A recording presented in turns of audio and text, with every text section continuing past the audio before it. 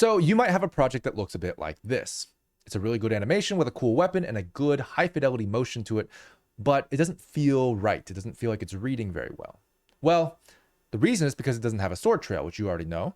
And you tried maybe looking for automatic sword trail solutions, but couldn't find one until you came here, where we created this.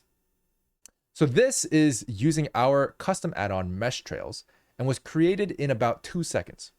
Other methods tend to involve manually offsetting keyframes or creating a custom rig that has a limitation on how flexible it can be and how many frames it can delay for, and all these things. Or just draw it manually, which is never a great solution for a one-man team. And so at our studio, we decided to create our own add-on, not only to make it faster, but also to make it more possible to do other things with it. And we've realized that this has so much potential that we've decided to share it with other people. So you can get this at meshtrails.com, but we're going to teach you guys how exactly to use the add-on in this tutorial, starting with how to download it and how to install it, but also how to set up the entire trail into a sword trail and attach it to a character rig by the end of this video. And let's get started. So to start off, I figured I'd show you guys the actual 3D scene for this file. You can see that the effect is actually in real time. It's in the viewport. It's 3D. It has the shader editor here, a simple shader, and also has some modifiers on it, which allow us to manipulate the mesh itself. You can see that it actually is a mesh. As you can see, it has vertices and faces in the wireframe. You can even go into edit mode if you wanted to, although technically this mesh data gets overwritten by the mesh trails add-on. But yeah, you can also export this into other software, which we'll get into later. But it's a very, very powerful tool. And you can also use geometry nodes on it. So lots of cool fun for all you smart people out there. But let's go ahead and start from the beginning. So let's talk about how to download mesh trails. Now, obviously, meshtrails.com, like I mentioned, is the easiest way to do it. But we also have the Blender Market version, which has exactly the same files. And it's important to note that both of these include free updates for life. So every time we update the add-on, you'll be able to download the new updates for free. Now, some of you may see the price tag and think it's a bit steep for you. And that's totally understandable because originally we were targeting professionals, studios, film, TV, movies, and we've seen mesh trails being used in these amazing projects. But of course, some of you guys might be hobbyists or doing it for fun or just working on a personal project. And we want this to be available to you guys as well. Now, all the profits do go to supporting the studio and making sure we can continue doing what we do. So when people buy it at full price, it really helps us out. But of course, if you really can't afford it, we do have a discount for you down below. Don't tell anybody. It's only going to be under this video description, nowhere else. So just for watching this video, I want to give you guys the option for using that discount to help you guys out. And hopefully it does. I really want you guys to be able to use this add-on and try it out for yourself because I think it's very, very powerful. But now that we have that out of the way, let's talk about how to install mesh trails. Now, it's just as easy to install any other add-on. So all you have to do is take the zip file that you download and make sure you go to Edit, Preferences, go to Add-ons, and then go to Install. I can show that. Yeah, you can go to Install. And then this will take you to the navigation. You find the zip file, you click on Install Add-on, and it should just be here. And it should say something like this, Mesh Trails right here. Now, if you guys open it up, you'll notice that there's an experimental enable speed attribute. Go ahead and turn that on. There's really no reason not to. That's something that only works in 3.0 and after though. So just to make that clear. But if you have it, might as well use it. And if you use Goo Engine, by the way, Goo Engine is at 3.3, so it should be fine. But yeah, after you get that installed, you're good to go. And we can go ahead and start using mesh trails. Wow, so easy. Now, we designed mesh trails to be as easy to use as possible, which means you guys should be able to pick it up super fast. And I'm going to show you guys just a quick speed run on how to make it work. And then I'll walk through it because I just want to show you guys how fast this is. All right, check this out. Boom, boom, boom, boom, boom, boom. And voila. Oh, wait, hang on. And voila. Look at that. It's working live with our cursor, actually, as you can see here. And I can actually turn on the shading, and you can already see that it works with the shading as well. How did you do that, Dylan? Well, I'm going to show you guys exactly how I did it, or you can just watch it back. I don't know. It's so fast. It's so easy. Check this out. So the only thing you need for mesh trails to work is a Bezier curve, and that's it. So we'll end the add-on. But like once you get the Bezier curve, you have everything that you need information-wise. So the mesh trail object can be generated through the curve data settings. Go down in the settings and find the mesh trail section, and then click the Add Mesh Trail Object button. And it's already done. Look at this, it works. Now you might notice if you drag it around, it doesn't work for you. That's because in order for this to actually preview, you have to press the play button first. And then while it's playing, you can have it live preview, which is a really cool feature of Mesh Trails. Live preview was kind of a hard thing to get working, and we got it working. So props to Late as Usual for that. Now you might go into material preview mode and notice that it's basically just like, well, it's like it got no shader to it. It's a simple diffuse shader at the moment. So what we can do is actually we can go to the mesh trail section again, and we actually have a quality of life feature, this button that selects the trail object. So both the curve and the object have this button to select between the two. Now, what is the object? The object, of course, is the mesh trail itself. This is a geometry. It's a mesh. It is an object that has the rest of the mesh trail settings. The curve is just the emitter, so most of the time you don't have to touch it. But once you get into the mesh trail settings on the object, you can see that there is, of course, the select curve option, but there's also this generate simple shader button. Now, this button was made specifically for getting you guys a head start on mesh trails for most use cases. So if you just click that, and we just go back to select curve, and we press play button, and we move it around, you'll notice that suddenly we have this really nice glowy gradient that honestly works for most things. And we're going to be using this gradient for our sword trail. But yeah, click the curve.trail button again, and we'll go down and see a couple other settings. Now, most of these other settings are going to be things that you can tweak around, and they're really intuitive. But I'll just show you guys the wind setting because I think it's pretty cool. If you select the curve here and preview it, you can see that the wind setting allows you to have a bit more of a dynamic sort of like trail that points in a certain direction. This is really good for treadmills, which is what we used it for, which is basically a treadmill shot is a kind of shot that I have in my projects usually where the character is actually stationary, but the environment is moving around them.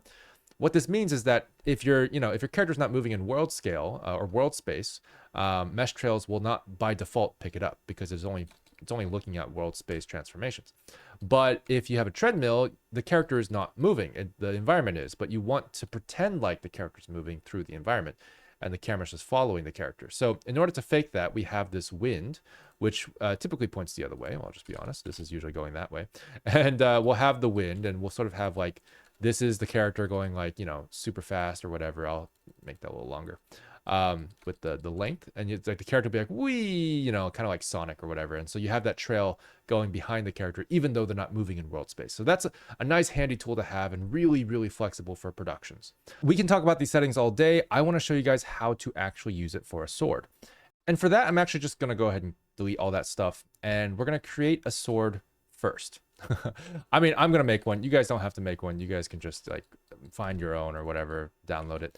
I mean, I'll make this sword file available if you guys want to download it. It's gonna be like I'm literally making it right now. So like you guys are not, this is not gonna be a professional asset, just so you guys know. But if you guys are too lazy to make your own, like this is totally fine, just to test it out and stuff. It's a good test asset, or at least I hope it will, because it's not made yet. I don't know if it's gonna be good. We'll see. Yeah, here we go. I'm just gonna make a simple sword, and maybe it'll look cool, maybe it won't. Who knows? Voila. Yeah, that's pretty good, I guess. I mean, it could be sharper at the end, technically. Kind of Hyrulean, if I do say so myself, but that's a sword. Look at that. It's a very simple sword. I'm actually going to bring this up to the handle just so we have a better pivot point. That just feels a little better. But yeah, so we have a sword. Next step is just to animate it. So I'm just going to animate it real quick. So we have a test animation. So right here, I'm just keyframe it here.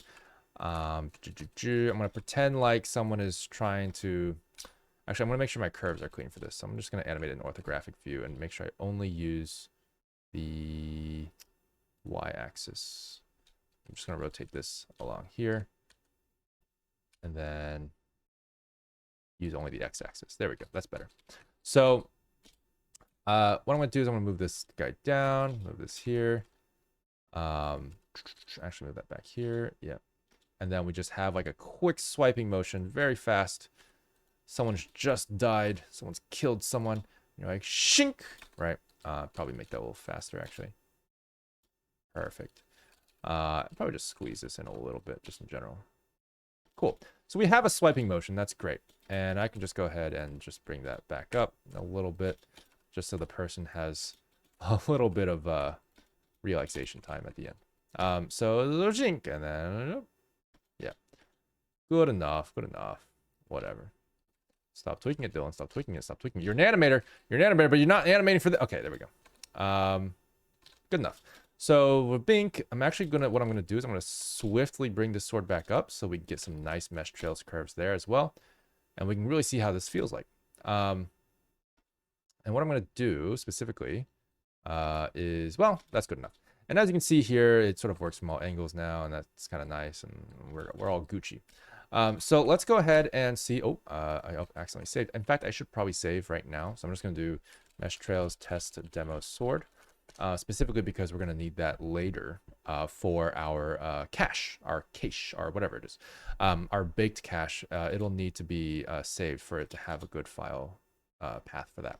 But anyway, let's now add a mesh trail to this. How do we do that? Well, we have our animation. Maybe you guys have a better animation. Probably do. And then we're going to add a curve. So if we add this curve to this sword, there's a couple different ways we can do it. Obviously, we can just sort of, I don't know, just put it here generally-ish and then just like parent it, right? We could do that. That technically works. As you can see, the curve does follow. And if I just go ahead and generate a mesh trail, might as well do that. Add mesh trail object. We can actually see what this is going to look like. I'm actually going to loop that back on frame 60. But yeah. It doesn't obviously work because, you know, the curve's a different shape and all these things. I'm going to go ahead and delete that mesh trail now. But as you can see here, this is sort of an okay solution, but it's not great. It's not super clean. Personally, what I like to do, which is the most flexible solution, is to use hooks. So I'm going to go ahead and clear that. Just delete it, actually. Create a new curve, Bezier curve. And I'm just going to go into edit mode and move these nodes, vertices individually with... yeah, I'm going to use the cursor real quick. So I'm going to use the cursor by left clicking for me, maybe alt right clicking for you if you're left click select, but just get the cursor there and then just use Shift S and then selection of cursor. And that's one spot done. And for this one, I'll just put it right there. Perfect. Now this is good, but the handles are missing now. So I like to just bring them back with a V and then an A, which is vector handle type. And then you just bring it to automatic. But that helps a little bit. I think that's pretty much good to go, to be honest.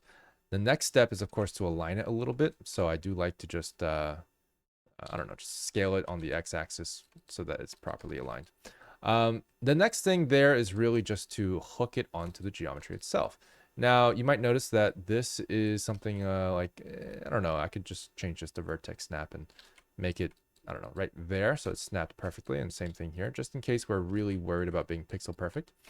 And then I'm going to go ahead, adjust it to be in the middle. I'm going to go ahead and add a hook. So you can do that with Control H. Hook to new object. Boom. So as you can see, you can have an empty that now controls that, well, that vertex essentially. Now you might notice that rotating it doesn't do anything. Technically, all you have to do for that is you just have to change these handles to free, and then this will actually work just fine, which is really cool. And then I can actually parent this empty to the sword, like so. As you can see, it works now, but you just got to do the same thing to the other one. Now, you might be wondering why we are hooking each individual one when the sword is just straight anyway. We already have a straight line, might as well parent it directly, and you're not wrong. But I did want to show you guys this kind of hooking mechanism, and just in case, and just for that, I'm going to make this not straight. Just in case we don't have a straight sword. And this is the case for just a lot of people, so I figured it'd be more of an interesting way to do it as a introduction. Yeah, look at that. Look at that weird sword shape. So if you want to do something like that, you would need the hook to just be a little bit more accurate, especially if it's animatable, which it is. In fact, I'm going to make this so complicated. I'll get into that later. Anyway, at the end of the day, you can have as many hooks as you need to hook onto this guy, and it'll be great. But let's bring it back to straight just for simplicity's sake. The main idea is that the hook is the more flexible way to do it, so feel free to try that. If not, you can always just make it, yeah, directly parented. But now, as you can see, it works. So that's pretty cool. That is pretty cool. Once you have that working, all you have to do is select the curve again. If you can, if I can. Oh, there we go. And then go to the curve settings, of course, and go to add mesh trail object, and voila, you have the mesh trail. So the mesh trail here is, of course, it's working fine. It's sort of okay. There's a couple things you may notice, which is that it's incredibly low poly. I mean, this is not the best sword trail. I mean, going from this frame to this frame with such a lack of interest. It is a straight line, not an arc, and then you can see just immediately the other straight lines after that. That's not a polygon issue. That is actually a subframe issue, which we'll go into. But basically, there's not enough animation data for the mesh trail to interpolate smoothly, and it just gets this sort of weird linear jump between this frame and the next frame. So let's try to smooth that out. But before we do that, let's look at it in here, and we'll be like, oh no, we actually want this, hang on, this simple shader. So I'm just going to add that real quick. That's a nice shader. Look at that. That's really nice. Real quick before we do that, I'm just gonna extend this guy to the tip because I think it just looks better that way. Let's see if it does. Nice flexibility with the hooks though, eh? Right? Yeah, that looks great. It looks much better. So you have a lot of flexibility there, which is kind of nice.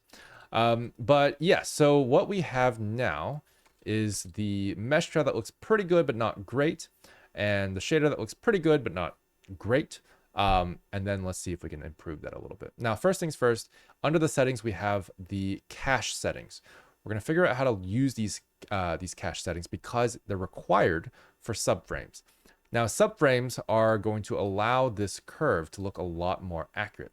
So what I'm going to do real quick is I'm going to let this play through, and I'm going to draw the current iteration of things. Like you can kind of see this is the edge of the curve with the annotations. Also, the live preview, if you go backwards, it sort of undoes the simulation. So live preview is only okay for previewing. It doesn't really work for the actual final animation. So that's another reason why we want to bake. But ultimately, this is the curve that we see right now, or it's supposed to be. But if we change this to have a couple of subframes and we bake it, I'm going to show you guys what it really looks like. Look at that. This is the curve that we want. It's the one that we truly, truly want. Let me just draw a different, yes, green, perfect. This curve is beautiful. This is the interpolated curve between the frames. You can't get this any other way because subframes are technically sort of like a hidden information type thing in Blender. You don't get it from the dope sheet. You don't get it from any other thing. So other solutions don't really have this option. But as you can see, the subframes make a big difference, and it's way more accurate than it was before. Just to give a quick comparison again, we can bake this out with no subframes, and it's just, I mean, look at that. It's not great. So huge shout out to subframes. Late as usual, got that working, and we have beautiful, beautiful curves now. So that's pretty much how you attach it to a sword. It's really, really easy, to be honest. And I do highly recommend you guys give it a shot yourselves. If you guys want to download the sword file, you can. I don't know why you would want to, but whatever. I'm sure you have a better sword out there. Now, speaking of better swords, let's open up our demo file from before, the one that we showed at the beginning of this video. And here we are with Abby, who is holding her cyber blade or cyber sword from Cyberkatsu. Now, these assets are from my my short film series, Cyberkatsu 2 and Cyberkatsu 1. Delete that mesh trail real quick. And these assets are actually available from my Blender animation course. So if you go to bloopanimation.com/DylanGoo, you can get my Blender animation course, which is an intro course, and it comes with these assets. Abby rig is totally rigged up. You get her face rig and everything, which is how we do things. It's a really cool setup. We also have this whole sword and also a motorcycle if you want that, as well as a tutorial about mesh trails in there as well if you want it. But this is a really great asset in my opinion, so I hope you guys like it. And one of the things we added there actually was we already have a pre-made curve for the sword, so that's kind of nice. So we have this Bezier curve, and I just want to show you guys how to add it to this character here, because it's just as easy. You just add the mesh trail object, you generate the simple shader, and you bake the trail. that's it. That's all it is. It's gonna take a little while because it's a bit more frames, but after it's done baking, you'll see it work. And then what I'm going to do, I'm going to show you guys actually how to add it to a non-sword object. So I'm going to add it to basically her hands. I'm going to add it to like her feet or her legs, and we'll show you guys how flexible it is. But yeah, as you can see, the animation works great. the mesh trails just work. I have three subframes even, and it looks so smooth. It's silky smooth. Now, real quick, for those of you guys who are wondering, mesh trails does have shading properties, so you can shade it however you want. So we can actually change the color of this. It's by default just white. We can just change it to purple, or pinkish, whatever it is. And I like to change the value a little bit brighter so it glows with that bloom there. But yeah, that's as simple as it gets. Real quick, some of you guys might be wondering what this speed attribute is. Now, it says here, calculate speed. This attribute was the experimental thing that we turned on earlier. And what this does, I can show you real quick, is if you go to input attributes, trail speed, it's kind of out of the way, but that right there is a sort of pre-made attribute for you to use that generates dynamically how fast each vertex is moving. So that's pretty cool. Let me show you guys what it technically does.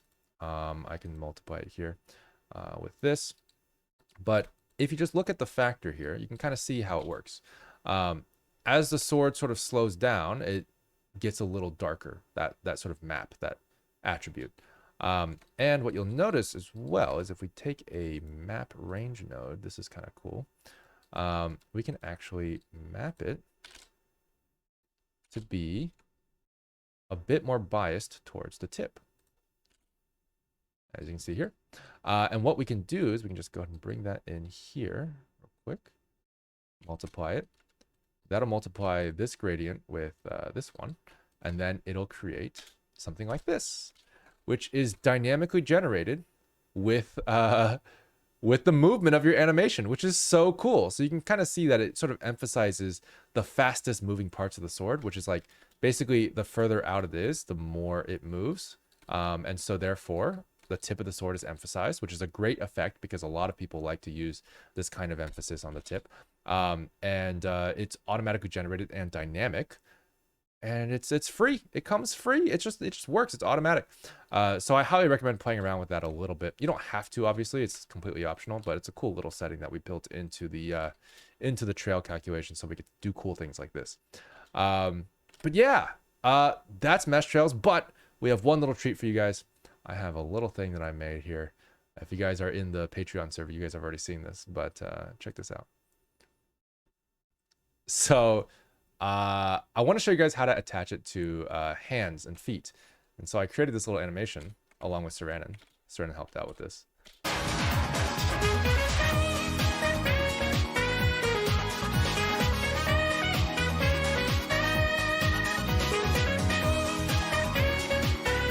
Yeah, so I wanted to show you guys this just because I think the process is very interesting if you guys want to know how to use it in a practical sort of animation.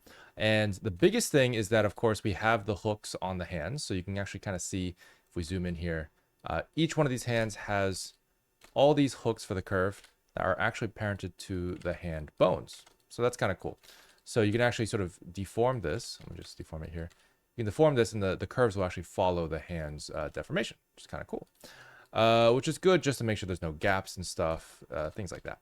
The other thing is that we have the length of the mesh trail actually keyframed. This is a very, very useful feature of mesh trails, which is that a lot of these parameters are animatable. They are animatable properties. And we made sure that was the case because we wanted full flexibility on all productions. So we actually have the length of the mesh trail itself animated not just to be longer, but also to be at 0, which turns off the mesh trail for a couple frames. And that's really useful for when you don't have enough motion that's worth highlighting, and you just sort of want to turn it off for a little bit. And that's kind of nice.